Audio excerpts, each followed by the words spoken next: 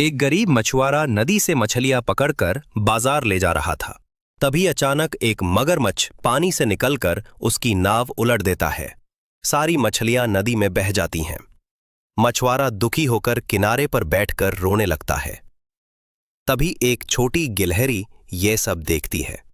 वो मछुआरे का दुख नहीं सह पाती और जंगल की तरफ भाग जाती है।